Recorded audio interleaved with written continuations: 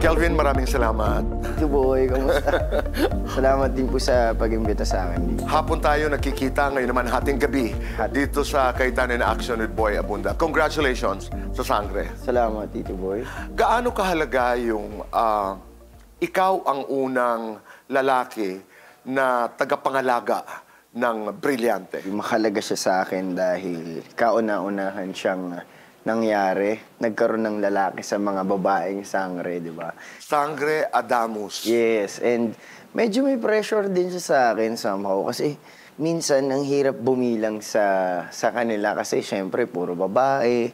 Hindi mo alam kung paano ka minsan mag-a-adjust or kung paano ka magsisimula ng mga bagay na may itatanong ka, ganito. Syempre, may mga boundaries tayo when it comes to, alam mo yun, mga bagay-bagay. Syempre, nare-respeto natin sila bilang mga kababaihan.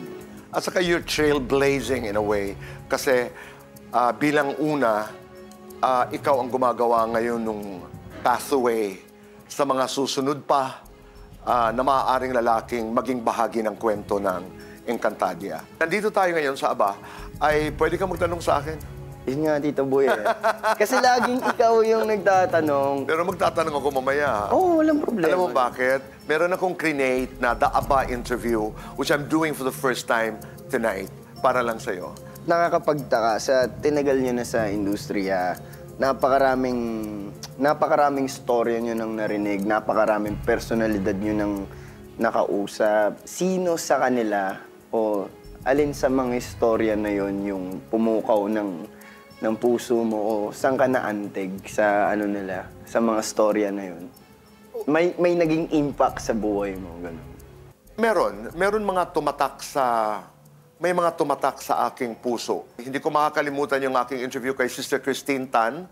I was doing private conversations many years ago. Humarap ako doon sa iginagalang na madre na nagdesisyon na ang kanyang buong buhay ay she was going to dedicate it to the poor. Galing siya sa isang may kayang pamilya. Tumira siya sa Leveriza, sa Pasay, para magsilbi sa mga mahihirap. Sabi niya sa akin, we were doing the show live, sabi niya sa akin, sino ka? So, hindi nakaka-insulto yung tanong. Sabi ko, ang pangalan ko po ay si Boy Abunda. Ako'y nag-host po nitong conversation show na ito. Nagpakilala ako sa kanya. That was most challenging dahil isang sagot, isang tanong.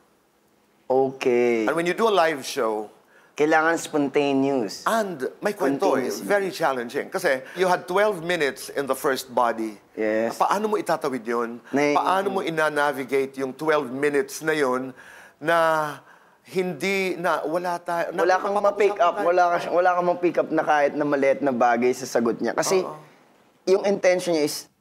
At ganun lang siya. Hindi katulad halimbawa ng artista o di kaya social scientist o di kaya politiko na kahit paano may ideya ako kung sino siya, alam ko na ang gagawin. Ito hindi. I was being introduced to Sister Christine Tan right while it was happening on the set. Alam mo ba that in the middle of the interview, dasal ako ng dasal. Totoo yun. Dasal ako ng dasal na parang dito yata nag-umpisa yung dasal ko up to this very day na...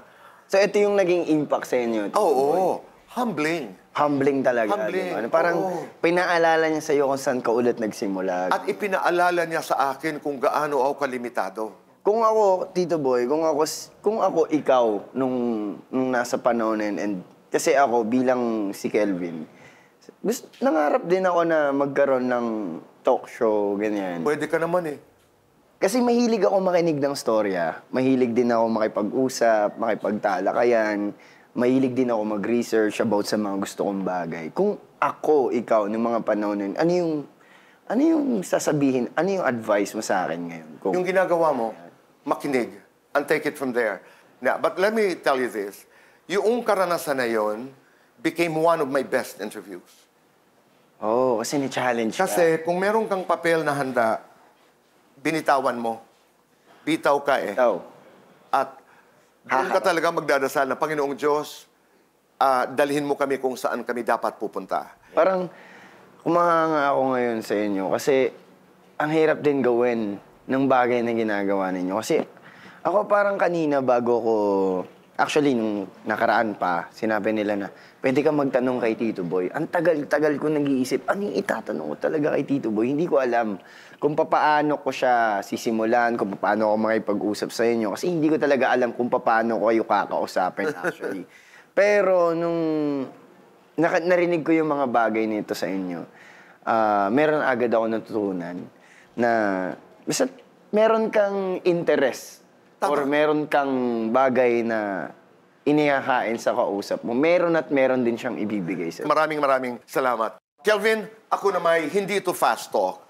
Pero meron akong inihanda. Ang tawag ko dito, ABA interview. The ABA interview. Mga katanungan lamang na lahat nagsisimula po ng ano. Ano? Oo, sagutin mo lang ako as fast as you can. Ano ka kapag mag-isa ka lang? Tahimik. Ano ang nakapagpapasaya sa'yo? Magpasalamat. Ano ang nakakapanakit sa damdamin mo?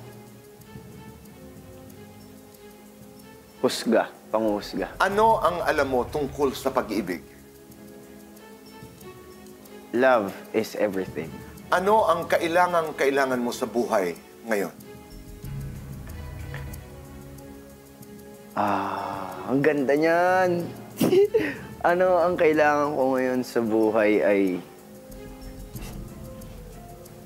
ang Panginoon, Tito Boy. Ano ang pakiramdam ng maging isang tulad mo? Magulo? Ano ang pakiramdam ng nananalo?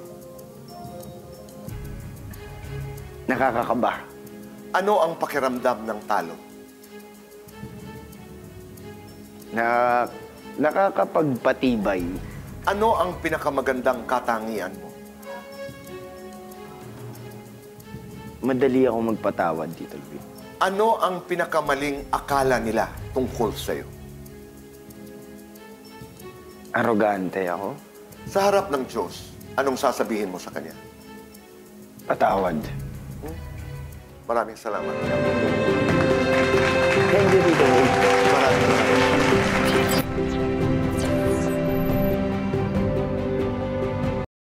Hi, people of the Philippines and people of the world. Hit the button below and you will be subscribing to the Boy Abunda Talk channel on YouTube. Let's keep talking. Kaibigan, tuloy ang usap.